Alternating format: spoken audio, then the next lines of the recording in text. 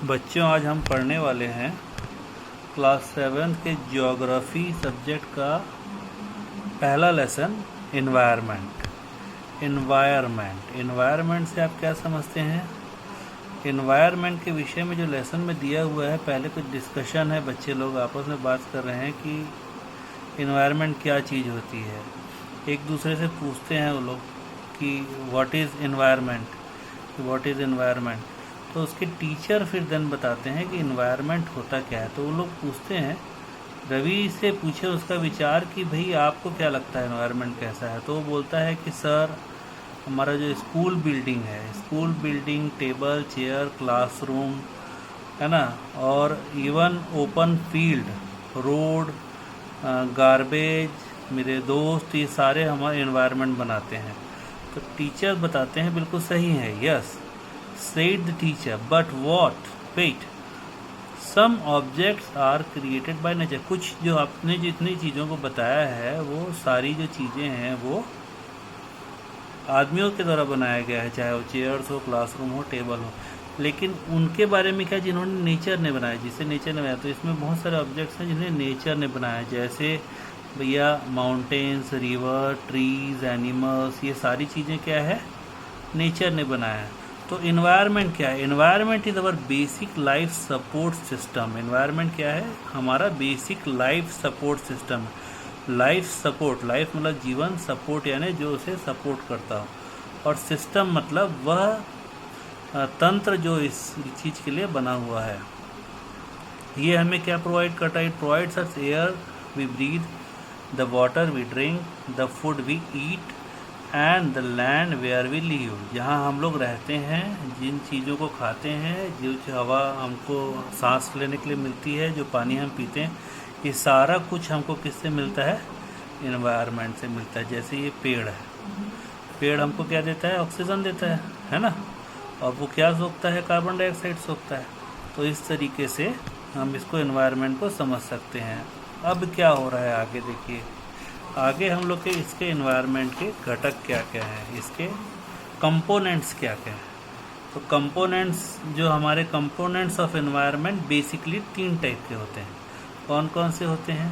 First one is natural, second one is human made, third one is humans, मतलब इंसान खुद उस environment का। एक वो चीज़ जो इंसानों ने बनाई है, और एक वो चीज़ जो नेचर ने बनाया है, और इंसान खुद भी एक घटक के रूप में इसमें है। ठीक है। तो नेचुरल जो होता है, मतलब जो प्राकृतिक रूप से हमें मिला हुआ है, उससे क्या क्या है? तो उससे हमको जो प्रकृति ने हमें दिया है वो क्या है? पानी, वाटर, जो हाइड्रोस्फीयर, हाइड्रो यानी पानी है ना, हाइड्रोस्फीयर यानी पानी, एयर मतलब हवा, एटमॉस्फेयर जिसे बोलते हैं, एटमॉस्फेयर मतलब हवा का जो घेरा जो पूरे धरती के चारों तरफ है, जिसे वायुमंडल कहते हैं, वो। तीसरा होता है लैंड यानी लिथोस्फीयर। ठीक है, लैंड को क्या बोलते हैं? लिथोस्फीयर बोलते हैं। चौथा जो होता है नेचुरल में लिविंग थिंग्स जो नेचर ने क्रिएट किया हुआ है, जैसे पक्षी, पशु, कीड़े मकोड़े, तितलियाँ, ये सारी चीज़ें किस में आएंगी? बायोस्फीयर में आती है। किस में आती है? बायोस्फीयर। तो पहला है हाइड्रोस्फीयर या वाटर में क्या होता है बेटा? वाटर में होता है जैसे पानी, और पानी में रहने वाले जितने भी जीव जंतु, पेड़ पौधे, सारा कुछ मिलकर वो पानी का इकोसिस्टम या इन्वायरमेंट बनाते हैं, उसे वाटर या हाइड्रोस्फीयर कहते हैं। एयर में क्या क्या होता है? एयर में कंपोनेंट्स होते हैं बहुत सारे, जैसे नाइट्रोजन, ऑक्सीजन, हाइड्रोजन, ये सारे क्या हैं? एयर के कंपोनेंट्स हैं।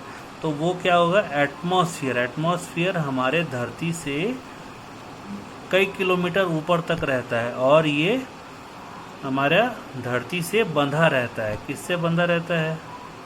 जो जी फोर्स होती है ना, जी फोर्स से ये बंधा रहता है, मतलब ग्रेविटेशनल पुल। ठीक है, ग्रेविटेशन इसको बांध के रखा रहता है, उड़ने नहीं देता बाहर। तो ये हमारे पृथ्वी के चारों तरफ है, हर जगह हवा है, इसी से हम ऑक्सीजन प्राप्त करते हैं। ठीक है।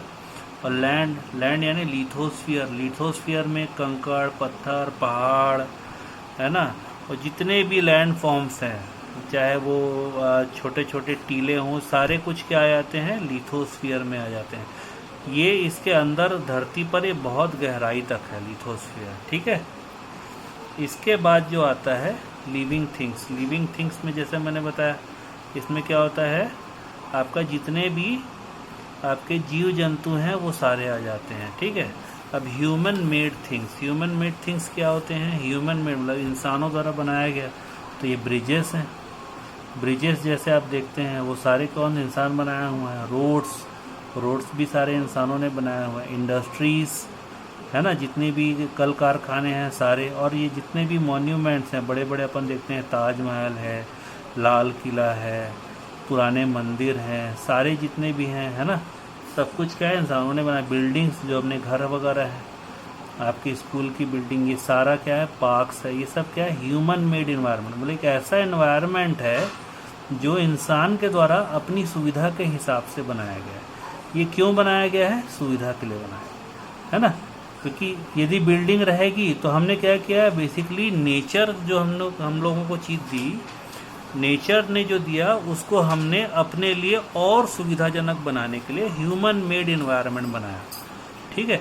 अब इसमें क्या होगा, जैसे आपको घरों में रहना है, आप यदि मान लीजिए घर में नहीं रहते तो कहाँ रहते, पेड़ों के नीचे रहते, गुफाओं में रहते, तो वो असुविधाजनक होता। आज हम लोग घरों में रहते हैं, ये हमारे लिए क्या होता है, उसमें बिजली, पानी, हवा, सारी चीज़ का इंतजाम रहता है। हम सोने के लिए, फिरने के लिए बिस्तर रखते हैं। तो ये सारा कुछ ह्यूमन मेड इन्वायरमेंट है जो इंसान की सहूलियत के लिए है।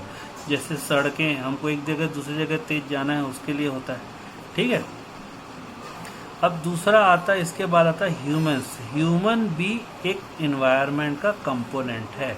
तो ह्यूमन में कैसे, ह्यूमन में पहला कंपोनेंट इंडिविजुअल और स्वयं व्यक्ति, वो खुद, जो व्यक्ति खुद है ना, वो इंडिविजुअल कहलाएगा। दूसरा, एक अकेले व्यक्ति के बाद यदि हम निकलते हैं तो एक छोटी फैमिली, एक फैमिली आती है ना। फैमिली में पति पत्नी, उसके बच्चे, उनके माता पिता या उनके भी बच्चे, ऐसे लोग हो सकते हैं, है ना। एक फैमिली बड़ी या छोटी फैमिली होती है। देन कम्युनिटी आती है। कम्युनिटी मतलब होता है समाज। समाज मतलब आप जिस जगह पर रह रहे हो उसके अपने अलग अलग सामाजिक संरचनाएं हैं, ठीक है। जैसे आप शक्ति नगर में रह रहे हैं तो शक्ति नगर में भी एक सामाजिक संरचना है। लोग एक दूसरे को मदद करते हैं, एक दूसरे का ध्यान रखते हैं, बातचीत करते हैं, पूछते परखते हैं। तो ये सारा चीज़ क्या होता है, हम लोग कम्युनिटी बोलते हैं उसको, ठीक है। उसके बाद आता है आपका धर्म। धर्म भी एक ह्यूमन मेड एनवायरनमेंट है। आप जब धार्मिक जगहों पे जाएंगे तो वहाँ पर आपको एक टाइप के विचारों को मानने वाले लोग मिलेंगे जो एक भगवान की पूजा करते हैं, है ना। जैसे आप हिंदुइज़्म में जाओगे मंदिर में तो वहाँ सारे आपको एक भगवान की पूजा करने वाले मिलेंगे। आप गिरजाघर में जाओगे तो ईसाई लोग एक धर्म का, वो लोग सारे एक जैसी बातें करेंगे, वहाँ उनका एनवायरनमेंट। लेकिन यही व्यक्ति जब कम्युनिटी में जाएगा तो वो अलग तरीके से बिहेव करेगा। वहाँ कम्युनिटी का, उसके अलग अलग धर्म के लोग हो सकते हैं, लेकिन यदि धर्म की बात है तो वो एक ही रहते, ठीक है। दूसरा एजुकेशनल, जैसे स्कूल भी एक एनवायरनमेंट है। तो ये क्या होता है, यहाँ पे एक टीचर मिलेंगे आपको, टीचर्स का बच्चों से रिश्ता होता है, बच्चों का अपने दोस्तों से रिश्ता होता है ना। वहाँ बैठने की अलग जगह होती है, क्लासेस होती हैं। अमूमन सारे स्कूल आपको एक जैसे मिलेंगे। वहाँ ब्लैक बोर्ड मिलेगा, पढ़ाने के लिए सुविधाएं मिलेंगी। ये एक ह्यूमन का इन्वायरमेंट है। दूसरा इकोनॉमिक इन्वायरमेंट, जो हम लोग अर्थव्यवस्था से जुड़ा हुआ रहता है, जैसे बाज़ार वगैरह। बाज़ार में हम अपनी ज़रूरत के सामान खरीदने जाते हैं, वो भी एक ह्यूमन इन्वायरमेंट है।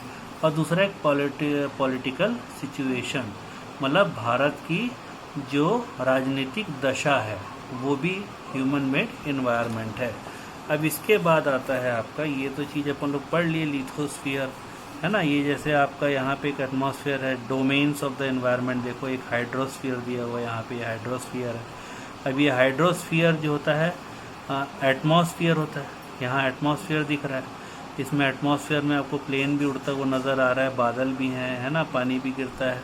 दूसरा ये लिथोस्फीयर है, जहाँ हमारे ज़मीन, घर वगैरह बने हुए हैं, सड़कें बनी हुई हैं, सारा क्या है, लिथोस्फीयर है, खेती बाड़ी हो रही है। ये तीनों जहाँ पे मिलते हैं, तीनों एनवायरनमेंट, मतलब एटमॉस्फेयर, हाइड्रोस्फीयर और लिथोस्फीयर, जहाँ तीनों मिलते हैं वहाँ पर जीवन चलता है ना। यदि इसमें से पानी को हटा देंगे, हाइड्रोस्फीयर को हटा देंगे तो भी जीवन खत्म हो जाएगा, जमीन नहीं रहेगी तो भी जीवन खत्म हो जाएगा, और हवा नहीं रहेगी तो भी जीवन खत्म। तो तीनों चीज जहाँ पे मिलती है वहाँ पर बनता है बायोस्फीयर, जैविक तंत्र। ठीक है, इसके बाद हम अगली चीज पढ़ते हैं कि इकोसिस्टम क्या होता है। ये इकोसिस्टम है। इकोसिस्टम जो होता है बेसिकली एक लोकल चीज होती है। लोकल चीज मतलब जो स्थानीय रहता है ना। स्थानीय चीज को बोलते हैं इकोसिस्टम। जैसे एक तालाब का इकोसिस्टम, एक झरने का इकोसिस्टम, एक नदी का इकोसिस्टम, एक समुद्र का इकोसिस्टम, है ना। एक गांव का इकोसिस्टम, वो पहाड़ में होगा गांव तो उसका अलग इकोसिस्टम होगा, वो जमीन पर होगा, मैदान में होगा तो अलग होगा, किसी नदी किनारे होगा तो अलग होगा। तो ये सारे क्या होते हैं, जीव जंतु उस हिसाब से ही रहते हैं। ठीक है, जैसे आप बड़े झीलों में चले जाएंगे तो वहाँ आपको अलग टाइप के जीव जंतु और अलग टाइप के पेड़ पौधे मिलेंगे। पहाड़ों में चले जाएंगे तो वहाँ के पेड़ पौधे भी अलग मिलेंगे, जलवायु अलग मिलेगी। तो ये इकोसिस्टम होता है, हर जगह पर अलग अलग होता है। ठीक है, ह्यूमन एनवायरनमेंट। इसके बाद आपका ह्यूमन एनवायरनमेंट के बारे में मैं आपको बता चुका हूँ। ठीक है, ये लेसन में और कुछ ज़्यादा नहीं है, बस इतनी ही चीज़ें हैं हमारे पढ़ने के लिए। ठीक है।